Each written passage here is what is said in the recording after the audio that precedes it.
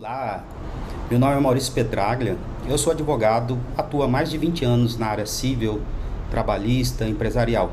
Eu quero falar hoje com vocês algo extremamente importante. Quem me conhece sabe que eu sempre pego no pé das pessoas em relação a isso. Eu estou me referindo ao péssimo hábito que os brasileiros têm de se preocupar sempre com a repressão, não com a prevenção, de fazer negócios jurídicos de qualquer jeito, contratos baixados da internet, sem assessoria de um especialista, faz pagamento de qualquer jeito, tudo considerando que se algo der errado, a gente vai para o judiciário resolver aquele problema. Ou seja, a gente tem uma péssima cultura de judicialização. A gente não se preocupa com a fase antes do problema, antes do contrato, né? Primeiro porque se todo mundo questiona tudo na justiça, como acontece no Brasil, o que acontece? Nós temos um judiciário abarrotado de ações e os processos acabam sendo demorados, extremamente demorados. Segundo, as custas processuais estão cada vez mais elevadas. Hoje, para você entrar com qualquer ação, é muito caro. É muito elevado o custo que você vai pagar para ajuizar um processo. E o terceiro, eu julgo que é o mais importante, quando você vai brigar por algo na justiça, alguém vai ganhar e alguém vai perder, né? Então, se você deixa seus problemas para que a justiça resolva, você pode se dar muito mal, porque além de você ter um gasto com o processo, você pode vir a perder essa ação, mas isso que eu estou dizendo para vocês eu posso provar. E eu quero que vocês prestem atenção agora num julgado recente do Superior Tribunal de Justiça, onde um termo no contrato pode alterar tudo. Tá, vamos lá.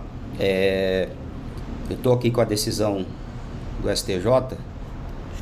Se vocês verificarem, é bem recente, ó, 24 de outubro de 2023. Entendimento bem recente. Então, olha só o que diz esse julgado aqui do STJ. Contrato de locação de imóvel urbano não residencial, cláusula de renúncia à indenização por benfeitorias. Aí vamos direto no 3 lá. Consoante o teor da súmula 335 do STJ, nos contratos de locação é válida a cláusula de renúncia à indenização das benfeitorias e ao direito de retenção. Aí, lá no 5.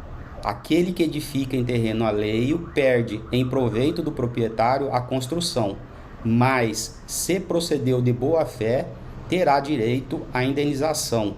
Artigo 1255 do Código Civil. Na espécie, a boa fé do locatário foi devidamente demonstrada.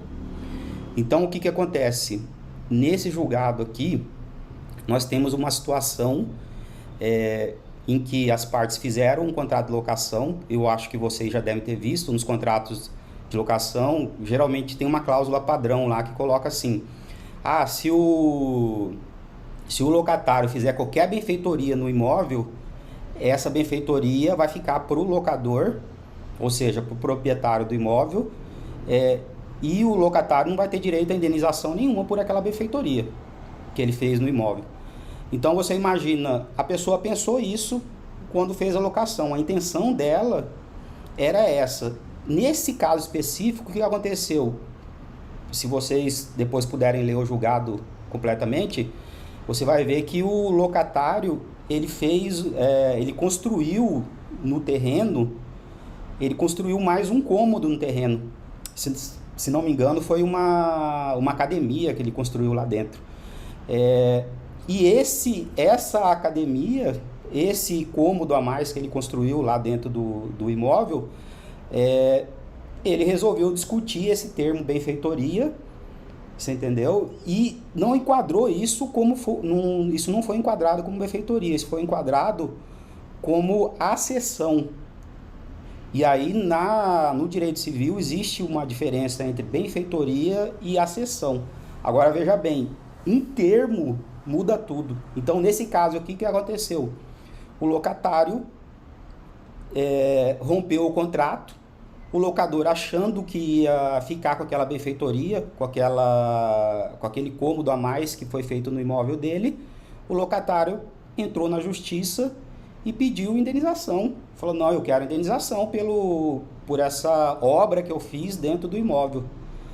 Ou seja, olha o problema que esse locador vai ter, o proprietário do imóvel vai ter, porque agora ele vai ter que indenizar o locatário. E aí vai ter que discutir essa indenização. Como que vai ser essa indenização? É só o valor que a pessoa gastou, né, na construção, ou entra também a valorização que o imóvel teve por aquele cômodo a mais que foi construído. Então arrumou um puta de um pepino para a cabeça por conta de uma cláusula mal elaborada, por conta de um termo que possivelmente quem fez o contrato ou foi baixado da internet não pensou nessa possibilidade, e aí o circo está armado. O judiciário nosso, cada vez mais, ele dá valor ao que está escrito no contrato. Esse contrato aí mal feito que você fez, o judiciário dá valor a ele, a autonomia da vontade das partes, que foi definido. Então, se você foi mal redigido, existe uma grande chance, essa cultura está mudando na justiça, uma grande chance disso quebrar a cara. Presta atenção no fundamento aqui que foi colocado aqui nesse julgado que eu acabei de ler para vocês. Olha só a fundamentação do voto. Quanto ao mérito da insurgência, oportuno enfatizar que o contrato de locação urbana, residencial ou não residencial, é pautado pelo princípio da autonomia privada, isto é, as partes contratantes têm o poder de criar, nos limites legais, normas jurídicas aplicáveis ao caso, observando-se, contudo, alguns deveres anexos decorrentes da boa-fé, lealdade, transparência e colaboração. E aí, vamos passar para outra parte aqui. Ele fala assim: por conseguinte, malgrado a lei assegure ao locatário o direito de indenização pela retenção, pelas benfeitorias, indenização e retenção pelas benfeitorias, é válida a cláusula inserida nos contratos de locação urbana de renúncia aos benefícios assegurados. Então, o que ele está dizendo? O que a lei do inquilinato ela diz? Ela diz o seguinte: se o locatário ele fizer qualquer benfeitoria no imóvel, essa benfeitoria, ele tem direito de ser indenizado por essas benfeitorias que ele fez no imóvel. Inclusive tem direito de retenção do imóvel, ou seja, enquanto o proprietário, o locador, não indenizar ele pelas benfeitorias que ele fez, ele pode ficar retendo o imóvel sem devolvê-lo, você entendeu? Mas o que ele está dizendo? Que as partes podem inserir no contrato de locação uma cláusula estabelecendo que o locatário renuncia àquelas benfeitorias que ele fez. E isso acabou virando praxe. Praticamente todo contrato de locação que a gente pega, a gente vê, tem essa cláusula padrão lá, que se o locatário fizer qualquer benfeitoria no imóvel, ele perde essa benfeitoria pro proprietário, pro locador do imóvel, e não tem direito à indenização nem à retenção do imóvel. Seguindo ainda aqui, vamos entender agora a diferença entre benfeitoria e acessão, para vocês verem como que um simples termo no contrato muda tudo. Olha só, esse aqui ainda é o acórdão, tá, do STJ, a fundamentação aqui do ministro. Então ele continua: por sua vez, o locatário, ora recorrente, realizou uma nova construção no local para que pudesse realizar suas atividades, que, de acordo com o laudo pericial produzido nos autos, configurou um investimento de R$ 1.165.881,42. Aí ele continua fundamentando: sendo assim, é incontroverso nos autos a existência de uma nova construção no imóvel, tendo as decisões de origem divergido quanto à extensão da cláusula de renúncia à indenização. Ou seja, tinha uma briga lá, esse termo benfeitoria, e eu realmente concordo que é algo, assim, uma interpretação, é uma linha muito tênue, né? Às vezes até difícil de você conseguir identificar o que é uma benfeitoria e o que é uma acessão. Então aí ele continua analisando aqui. Então ele fala assim, é incontroverso nos autos a existência de uma nova construção no imóvel, aí tendo as decisões de origem divergido em relação a isso. Deve-se destacar a diferença existente entre acessão e benfeitoria, sendo um melhoramento realizado na coisa já existente, da qual é, portanto, acessório. Já os bens imóveis por acessão são aqueles que resultam de acréscimo ao solo. O caso aqui está se falando em relação à construção. Assim, a acessão em um imóvel não pode ter o mesmo tratamento de uma benfeitoria, e por isso mostra-se inviável estender a previsão contratual de renúncia à indenização por benfeitoria também à acessão. Depreende-se dos autos que a obra realizada pelo locatário configurou uma acessão e não uma benfeitoria, até porque o valor por ele investido no imóvel alcançou um montante elevado, que supera o senso comum para uma simples adaptação de um bem para suas atividades.